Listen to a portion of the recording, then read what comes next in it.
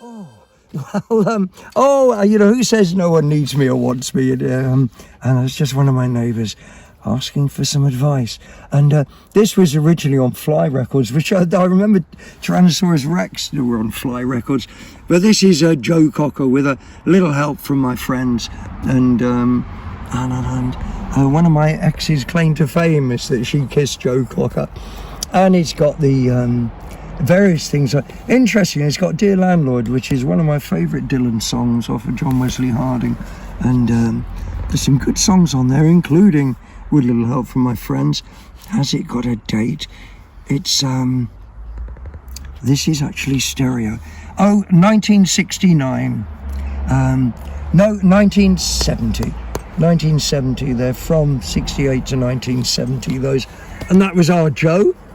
The next one we've got is Tubular Bells, Mike Oldfield. And it was a present from Steph J something, I think. I saw Mike Oldfield do this live with loads of famous people. Maybe one of the Beatles was in it and all sorts. One of the Rolling Stones, I've got a feeling. And anyway, huge thing. I've still got the programme somewhere. And immensely popular, this. As Gareth J. Griffiths thought, and also Mike Pugh. So this has been through a few hands. 1973, Tubular Bells, and at the time we absolutely loved this. I don't know if I'd have the patience to sit through it now, but anyway, I saw him do that live. He just did 2 concerts at the Royal Albert Hall. Now we're back into Culture Club. And Pretty Boy George, this is a 12-inch single, Karma Chameleon, 7-inch mix from a 12-inch, and I'll tumble for you on the other side. So that's not so bad.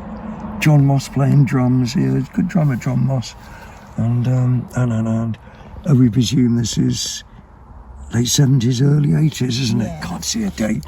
Anyway, everyone knows that. Now this. Some records I just buy for the cover, and I love this. Jewel of Song by Beniamino Gigli, and a 12-inch long player. Oh, it's an antique, man. I'm too busy looking at the fireplace rather than the singer. And it's got Plaisir d'Amour, which I do know. Ave Maria I do know as well.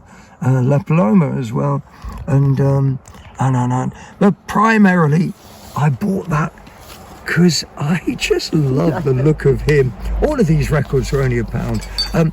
This is nice. This is George Bernard Shaw, BBC, some of his broadcasts on the BBC, and I quite like spoken word records, and some of his broadcasts, Wither Britain, the future of the British Isles and the British Empire.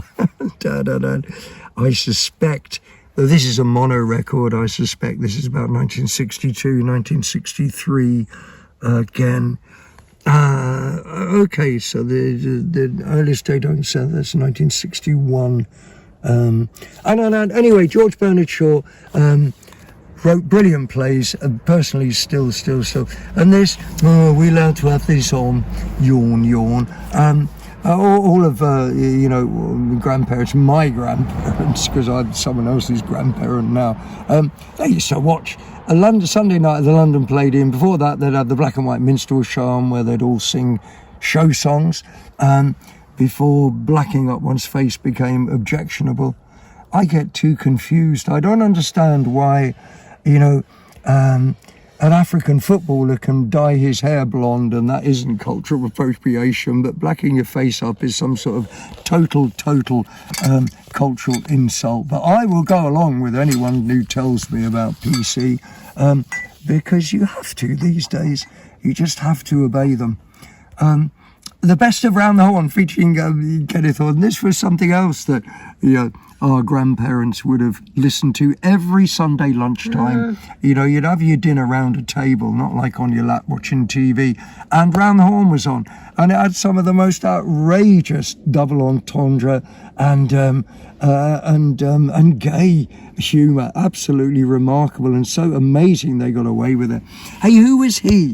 He became really big afterwards, didn't he? Film star. Marty Feldman. Yeah, Marty Feldman. Well, Marty Feldman was a funny man. But of course, so was Kenneth Horne, and so was Kenneth Williams, Hugh Paddock, who I actually saw at the theatre in a production of The Tempest, I think. Anyway, Round the Horn. I'll flip him over quick, and there he is. Written by Barry Took and Marty Feldman, right? And this was from 1965. Now the next one is Took. Pure nostalgia for me. Oh, so he must have been Mr. Took, yeah. And this is pure nostalgia for me, because my mum, who unfortunately I lost when I was very, very young, she was in love with Richard Chamberlain, and I can't remember. Let's do it again. We've done this one. I don't know. We're just having a private conversation. I was going to say that he, unfortunately, as we call it, batted for the other side. So my mum wouldn't have. If my mum had wanted to run away from my dad, she would have had much joy. And he was brilliant in.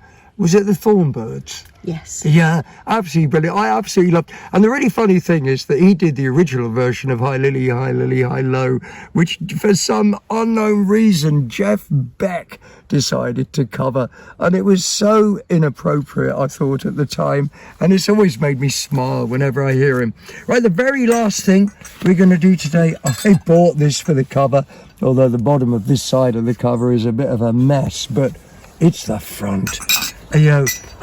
This is a Hallmark reprint in stereo. It wasn't originally in stereo.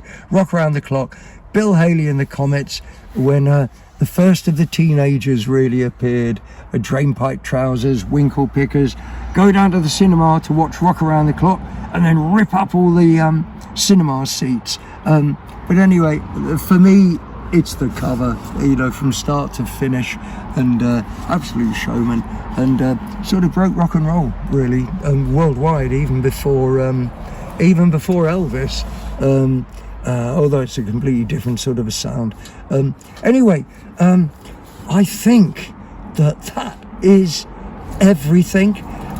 So much stuff. I must have come back with almost a carload from Brecon. It's been a lovely sunny day. It's been a delight for me and Sue to sit out here, and fancy Spotty Cat actually making an appearance. That means we're going to have to pay her treble. Double chicken tonight. yeah, double chicken, absolutely. And anyway, it's bye bye from Spotty Cat. It's bye bye from me, and it's bye bye from Me? From Sue, and thank you ever so much for watching. I hope it was enjoyable. I hope it was a nice distraction to your day, and I love you all, and hopefully we'll see you next time.